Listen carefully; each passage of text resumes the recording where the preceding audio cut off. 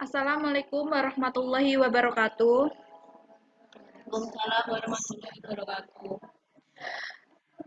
Selamat pagi anak-anak. Gimana kabar kalian setelah lama kita tidak bertatap muka untuk melakukan pembelajaran? Menurut kalian, pembelajaran enak secara daring atau luring? Eh, Enak luring ya, tapi kan ini sedang mengalami pandemi seperti ini, harus kita apa ya, nikmati aja untuk pembelajaran secara daring. Memang banyak kendala yang kita hadapi selama pembelajaran secara daring. Langsung saja masuk ke dalam dampak pengangguran terhadap kegiatan ekonomi. Kita ini melanjutkan materi yang kemarin belum selesai ya. Dampak pengangguran terhadap kegiatan ekonomi yaitu kegiatan konsumsi berkurang karena barang yang diperlukan oleh konsumen tidak terpenuhi oleh produsen. Apabila produsen tidak mampu untuk memproduksi suatu barang, maka akan terjadi kelaparan, kekurangan pangan sehingga dia mengambil sisa-sisa makanan di tempat sampah. Dan ini terjadinya banyak demo. Dan yang tiga ini pembangunan ekonomi. Pembangunan nasional merupakan tanggung jawab seluruh rakyat Indonesia yang pelaksanaan dari rakyat oleh rakyat untuk rakyat. Ini semboyan apa ya? Dari rakyat oleh rakyat untuk rakyat, yaitu adalah semboyan dari demokrasi. Rakyat bertindak selaku pelaku utama pembangunan, sedangkan pemerintah berkewajiban membimbing, mengarahkan, dan menciptakan suasana yang mendukung jalannya pembangunan. Jadi pemerintah hanya berperan sebagai pembimbing, pengarah, dan menciptakan suasana yang mendukung jalannya pembangunan. Jadi ini dikerjakan oleh rakyat. Tujuan pembangunan nasional. Pembangunan nasional Indonesia bertujuan untuk mewujudkan masyarakat adil dan makmur, yang merata material dan spiritual berdasarkan Pancasila dan Undang-Undang 1945 dalam wadah negara kesatuan Republik Indonesia yang merdeka, bersatu, berdaulat, dan berkedaulatan rakyat dalam suasana perkehidupan bangsa yang aman, tentram, tertib, dan dinamis dalam lingkungan pergaulan dunia. Yang pergaulan dunia yang merdeka, bersahabat, tertib, dan damai. Yang kedua, pertumbuhan ekonomi. Pertumbuhan ekonomi merupakan masalah perekonomian jangka panjang dan menjadi kenyataan yang selalu dialami oleh suatu bangsa.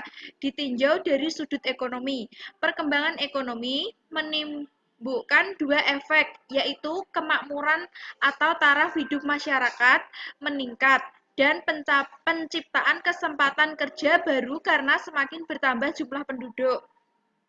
Yang mempengaruhi pertumbuhan ekonomi. Yang pertama, tanah dan kekayaan alam lainnya. Yang kedua, jumlah dan mutu penduduk atau tenaga kerja. Yang ketiga, barang-barang modal dan tingkat teknologi. Yang keempat, sistem sosial dan sikap masyarakat. Yang kelima, luas pasar sebagai sumber pertumbuhan. Faktor-faktor yang memenuhi kebutuhan pembangunan ekonomi antara lain sebagai berikut. Yang pertama, sumber-sumber ekonomi yang produktif, artinya kemampuan untuk meningkatkan usaha dalam memanfaatkan sumber ekonomi yang sudah ada. Yang kedua, pendapatan nasional atau produksi nasional, artinya jumlah nilai tambah yang dihasilkan oleh seluruh unit usaha yang nantinya dapat mempengaruhi pendapatan per kapita. Yang ketiga, tingkat konsumsi potensial, artinya memprioritaskan kebutuhan yang lebih penting untuk didahulukan, sehingga dapat mengatur penggunaan dana yang ada.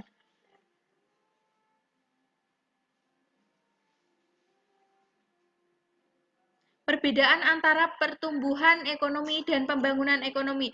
Jadi, antara pertumbuhan ekonomi dan pembangunan ekonomi memiliki perbedaan. Apa yang dimaksud dengan pertumbuhan ekonomi? Pertumbuhan ekonomi atau economic growth adalah perkembangan kegiatan dalam perekonomian yang menyebabkan barang dan jasa yang akan diproduksi dalam masyarakat bertambah dan kemakmuran masyarakat meningkat dalam jangka panjang.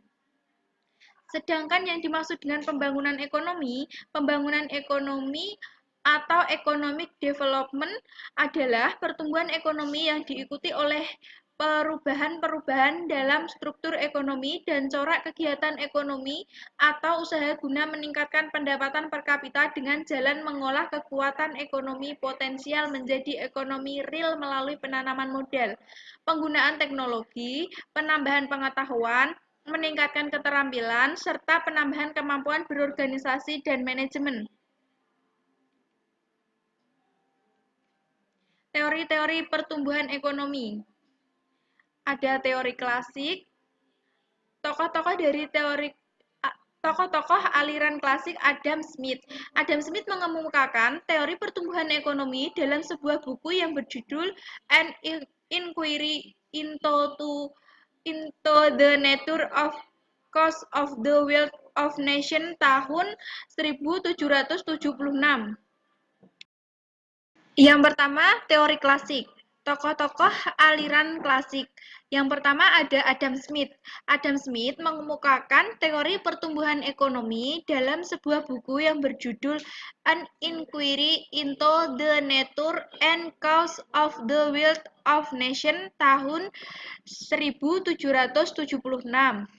Yang kedua, David Ricardo. David Ricardo mengemukakan teori pertumbuhan ekonomi dalam sebuah buku yang berjudul The Principles of Political Economy and Taxation. Yang kedua ada aliran merkantilisme. Pertumbuhan ekonomi atau perkembangan ekonomi suatu negara menurut kaum merkantilis ditentukan oleh peningkatan perdagangan internasional dan penambahan pemasaran hasil industri serta surplus neraca perdagangan.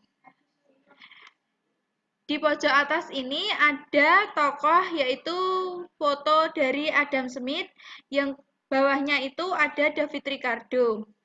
Cukup sekian untuk materi kali ini. Besok dilanjut lagi. Mohon maaf apabila ada salah kata. Wassalamualaikum warahmatullahi wabarakatuh.